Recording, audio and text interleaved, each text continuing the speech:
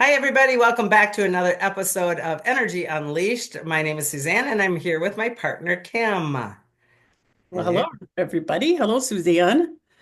All righty, girl. I have got a client session that I want to talk about. It was cool and profound, and I was so honored to do this one. And I haven't told Kim anything. Usually, Nothing. I don't. Not a She, thing. you don't like when I do that, but it's just kind of.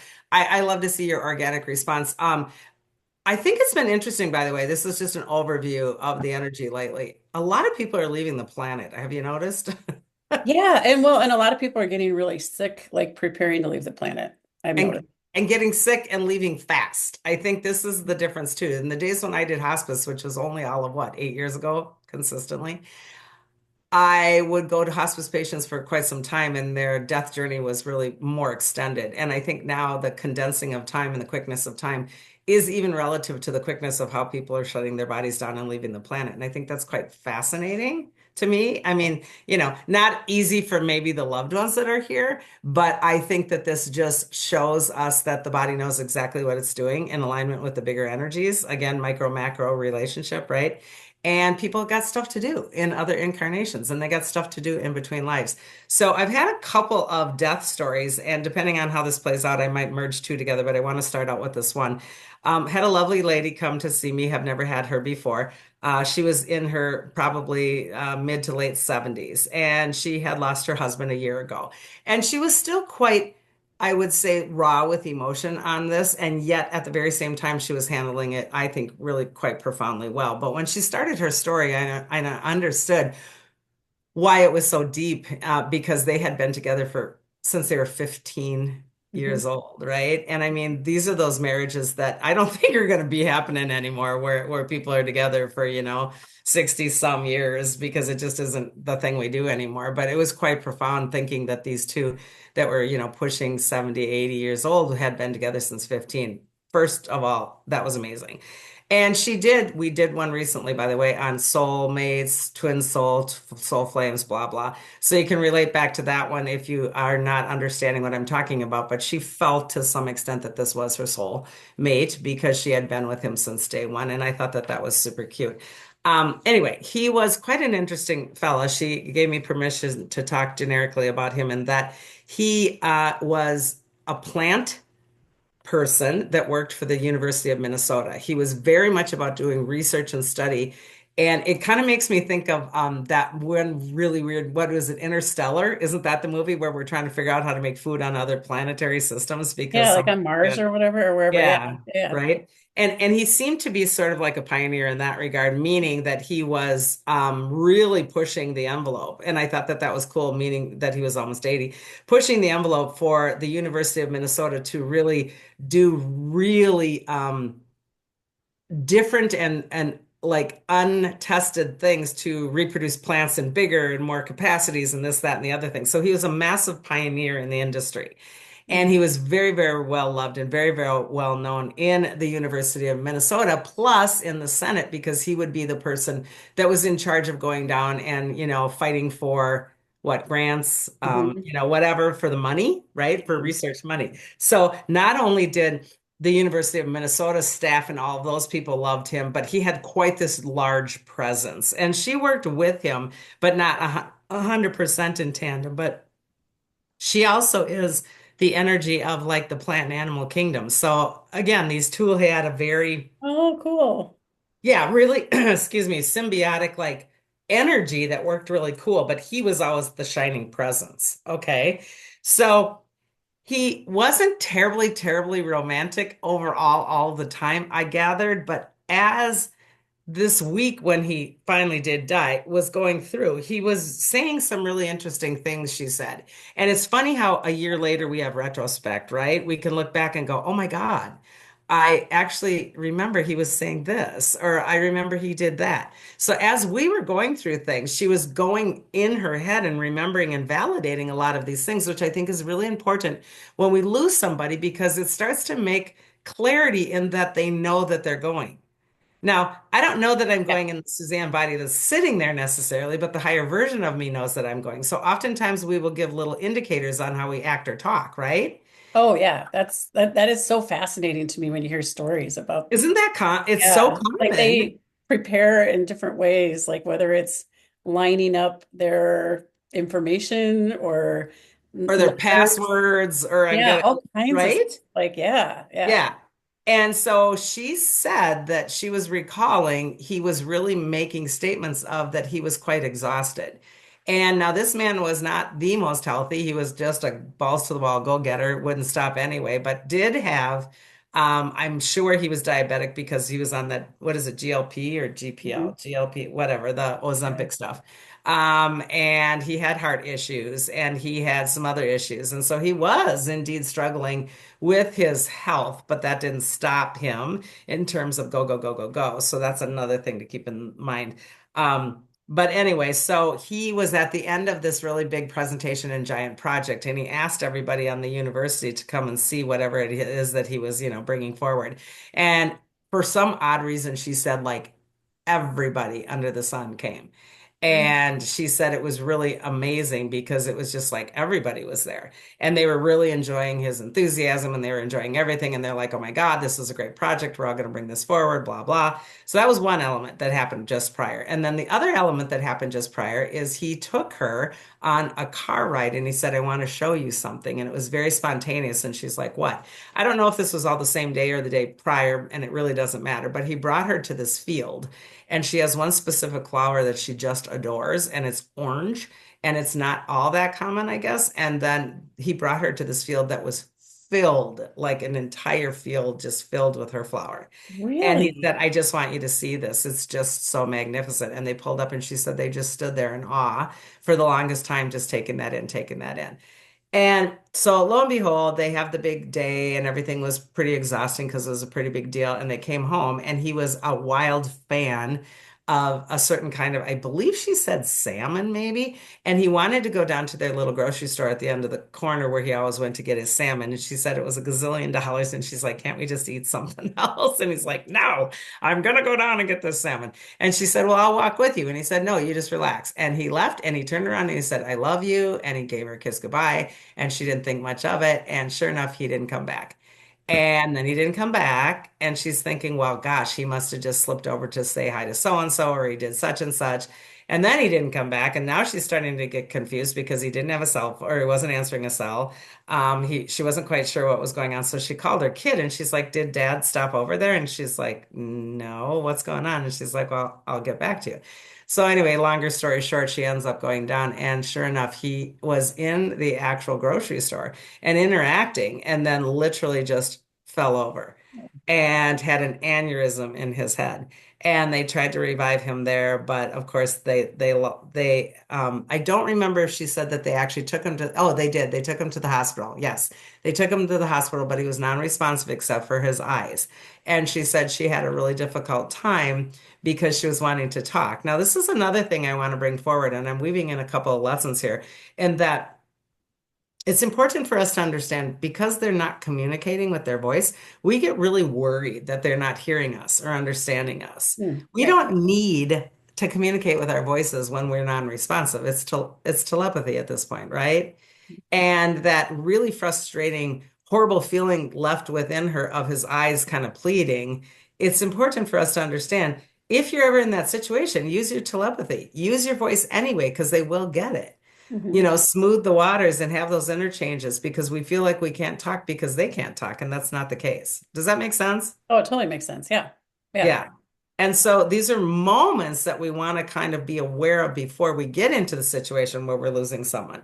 So all of a sudden, at one point, she said that a nurse came in and said, "You have to tell us who this person is." And she's like, "What do you mean?" And she's like, "Who is this man?" And she's like, "Well, it's so and so." And she said the name, and she's like, "No, but who is he?" And she's like, "What are you talking about?" And she said, "The entire lobby is filled with senators, with yeah, so all these super prominent people from Minnesota and all the university people and all this extended giant family.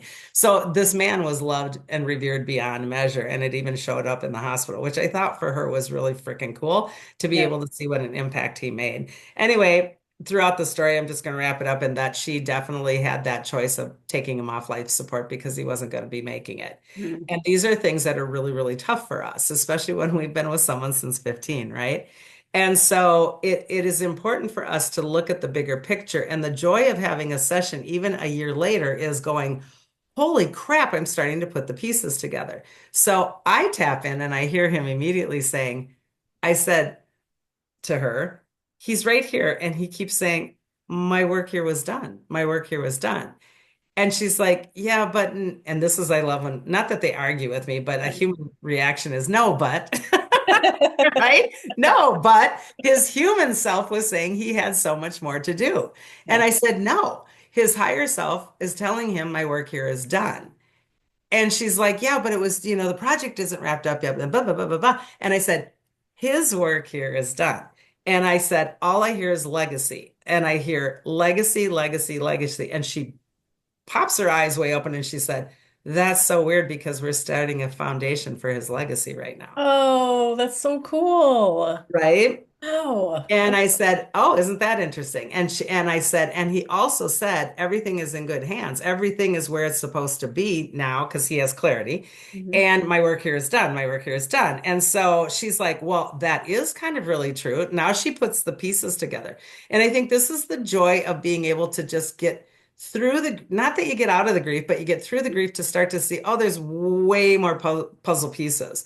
So she starts to say, oh my God, that's so amazing because now that we're doing the foundation and the legacy, I'm starting to realize the things that he said over the years of, I'm training this niece, I'm training this daughter, I'm training that son-in-law.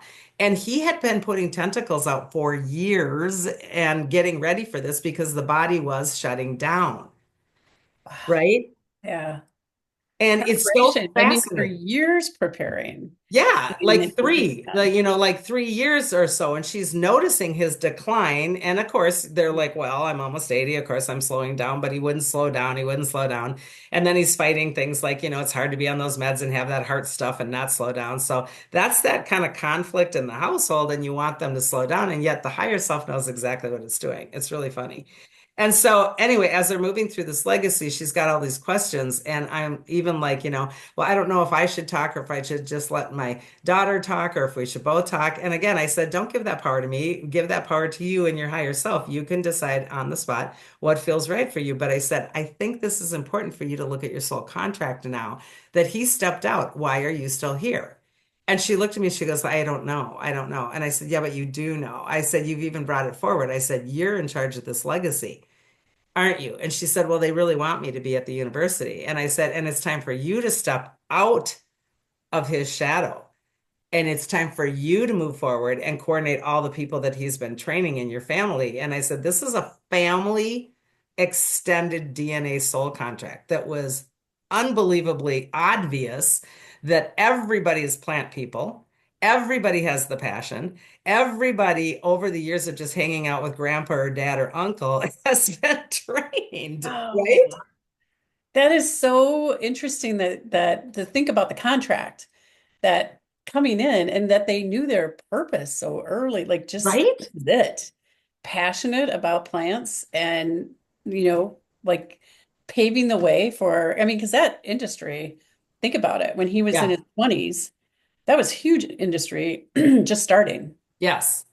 Think And about all the again, he crops, all was the different things that we did, the new types of flowers, new types of vegetables, new types of, I mean, that's what a and how to increase production without losing the integrity of the plant, et cetera. I mean, these great. are really pioneering things that he was in charge of, hence why the lobby and the hallways were filled in the hospital, My right? gosh, that is So, and plus, I cool. guess he was just, well, he was adorable. I saw his picture and he was just a really, charming human body as well, just really fit the bill. But I think it's just adorable that when someone gives themselves the grace and the surrender to that there's a bigger story, their face starts to light up. And for me to be able to witness that is such a joy to say, this is not all sad by any means, because this is exactly orchestrated as it was supposed to from the very beginning before none of you even were here. Right, right. I mean, that's hard to get your head around if you've not thought about contracts. Hmm. That. it takes a little bit of time, but a year later, when you start to bring all of that back out, it's not coincidence, Right. but you start to realize that this isn't a coincidence. This isn't just, it's purposeful. It's crazy. It's so fun for Mhm. me to witness the knowing that comes through somebody. Right. And so I'm going to roll in the next one because they were literally clients that were back to back on a day. And the other one was super interesting. I had a Zoom call with this one, and the first one was in person. The Zoom call comes on, and I'm like, "Oh, I've never worked with you before. How you doing? Blah, blah." And she said, "Well, it's been an interesting 36 hours." And I'm like, "Oh, what's going on?" And she said, my partner died last night." And I'm like, What?" It's like, Oh, God, right? And I'm like, I don't know what to say about that right now. And do you want to reschedule? Blah, blah. And she's like, "Nope, I'm good. And I want to do this." And I just sat there thinking, holy cow, that's pretty courageous, right? yeah. So really summarized story on her, and I asked her permission as well. Fascinating story. I've had this actually a couple of times in that they were two women. They were lesbian partners for 45 years. Okay. Again, long term. 45 years. But they were in their 80s, so they were heterosexual with marriages to men and birthing children, and then found each other and walked away from those lives and became a couple. And they didn't 100% walk away from their families, but because of that time period, there was a lot of angst between, especially the outer ring of family accepting the change in lifestyle, etc. So Mhm. that's a whole nother piece of her work still being here on planet. But these two found each other. And again, it felt like a really, really important karmic return and a karmic ending. So the reason why I'm bringing some of these up is we did talk about twin souls, contracts, blah, soul flames, blah, blah. I think it's more about contracts coming to fruition.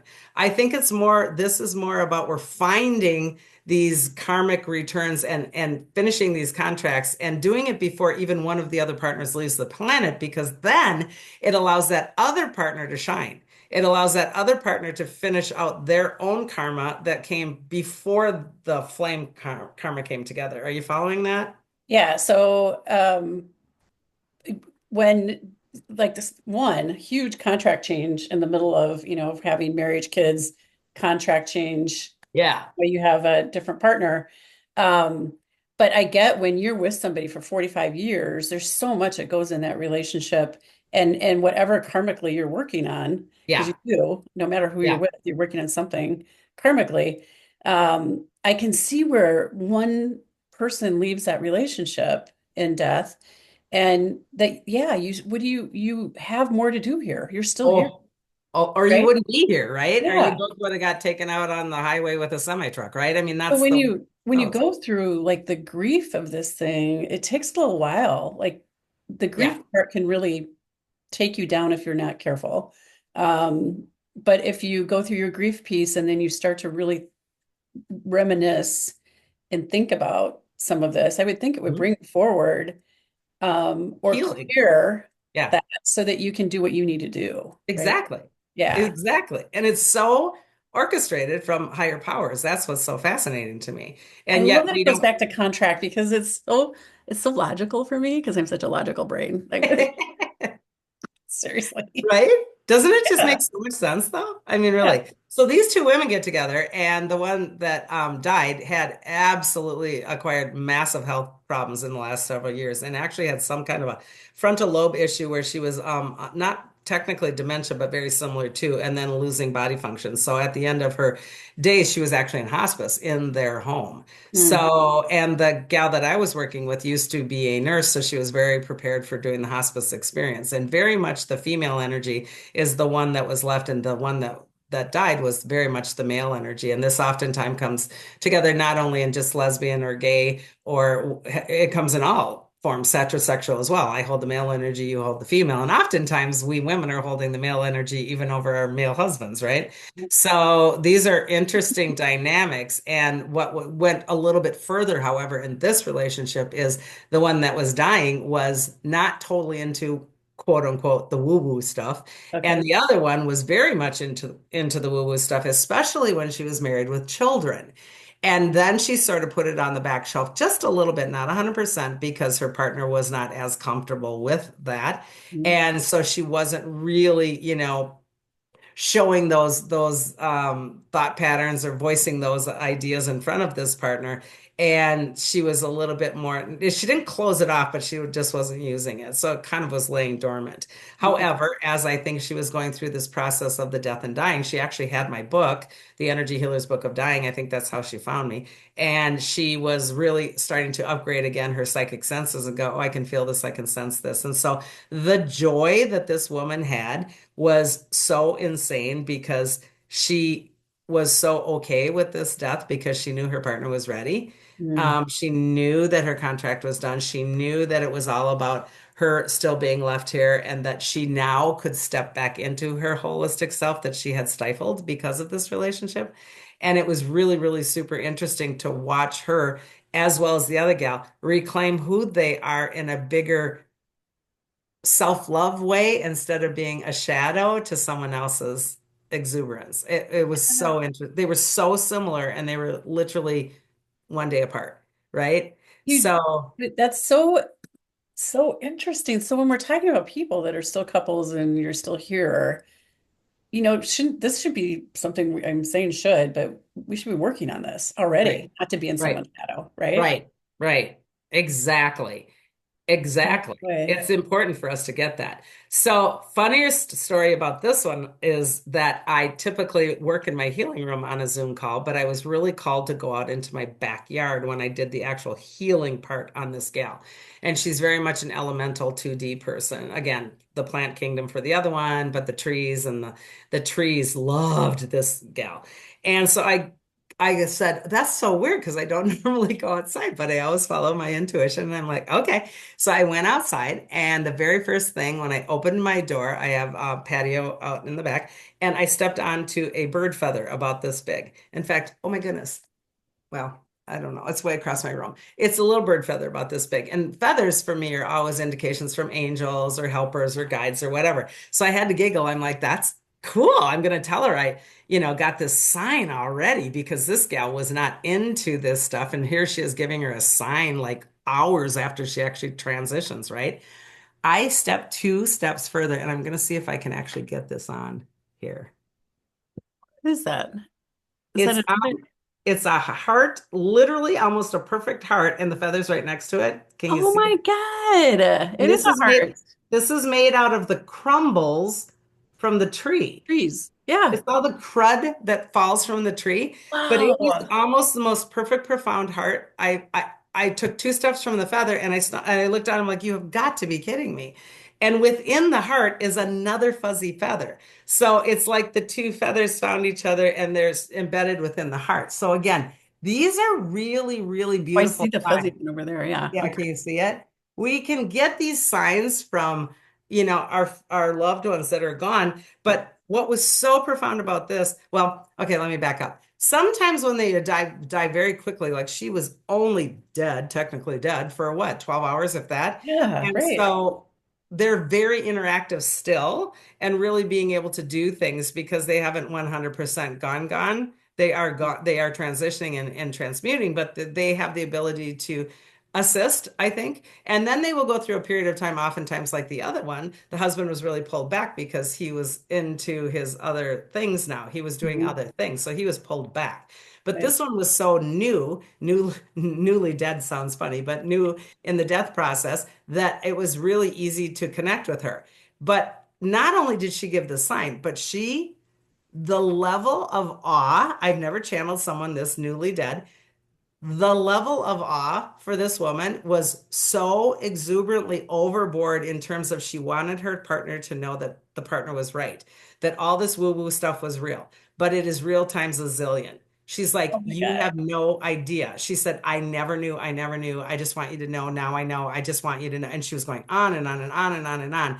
And I was literally channeling this woman because she was going bonkers about how beautiful everything was and how real it was. And so that made her partner just absolutely break down in tears of joy. She was so excited, which also then gave her the validation of move forward in your life and make this important again because you let this all go on the back burner on behalf of allowing your partner to shine, you know? So these are things that we, like you said, want to think about when we're alive in these situations. We don't want to wait until people are dead to get the message that be honoring your true self. Find your integrity and stick to it no matter what your partner is or does, right? Right, right. I think So, it's so important because, and well, especially in your book, you describe this. The more work you're doing here while on planet, the easier your death process goes on the other end. So yes. it just right away, it's like, wow, looking at your own relationships and especially your partner, I think it's really important. And look at the first case with the guy literally going to his family members that are also plant people and treating them as a grandpa or a uncle or a whatever because hey, or even a dad. There was a son, I think, involved because this is fun. This is what your dad does, and you love it too. Let's do this. Yeah, So it was like hobby stuff that turned into actual careers. Well, it was none of that. It was a soul contract from the beginning because they all came from the same frequency.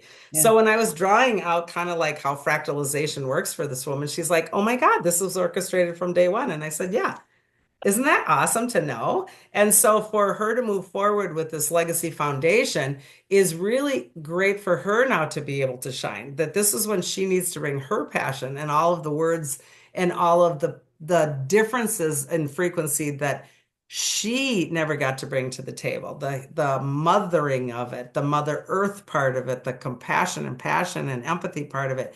So to have an opportunity of a legacy foundation because someone knows it's time to step out is so profound, right? Oh, it's very profound. This is a really great story. I mean, Yeah, two back to back. It was crazy day. I mean, I'm sitting down here just reeling, going, this is really fun stuff to be able to really know.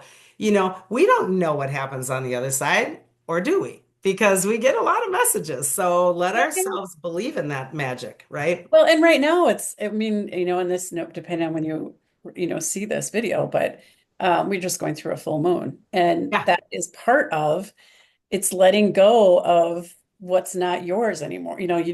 What you don't need, dropping the baggage, all of the things, and really stepping into you. And right. it's so profound. I have goosebumps right now. It's And can just, you see, Kim, how this really assists the healing process for those that are left if we expand our hearts and our thoughts on this kind of stuff?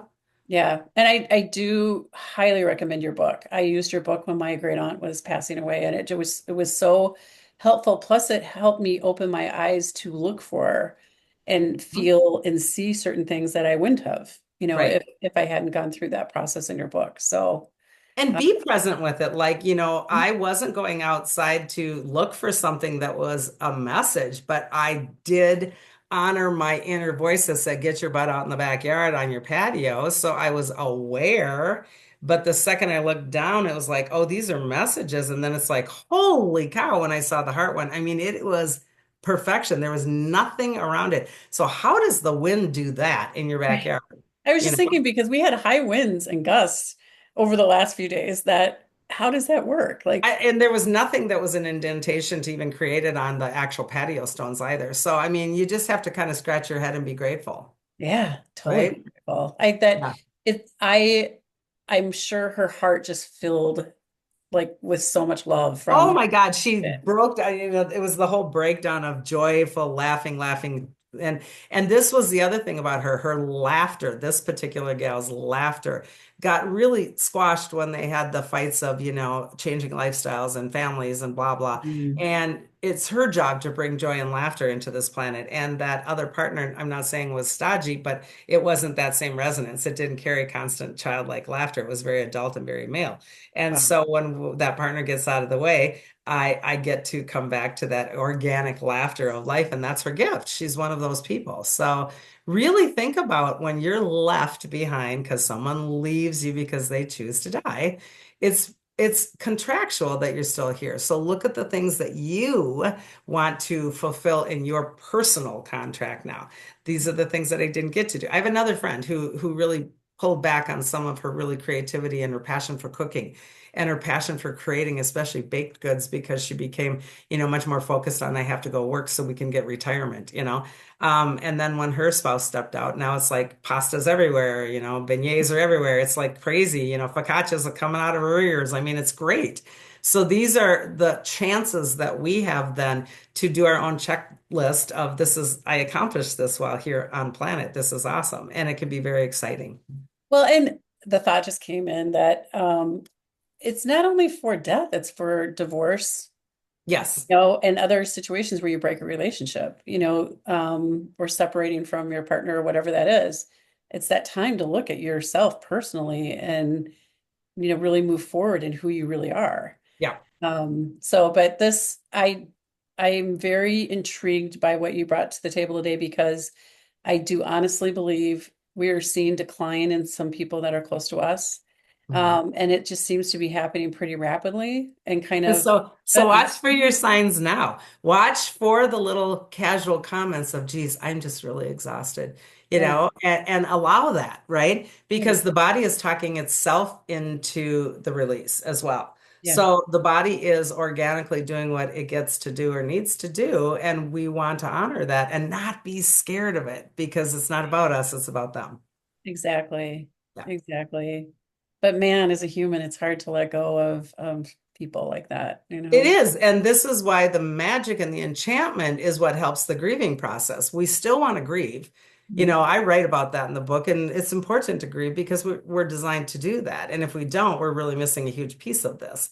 However, everything is designed to die and rebirth as well. So honoring the bigger spectrum of what this process is can be assisted by things like, oh my God, there's a heart on the ground made out of tree stuff, and she was a tree person. mean, looked like when we were working in the yard, I'm like, there was no organization of that tree stuff in my yard this weekend. It was everywhere. Crazy. Yeah.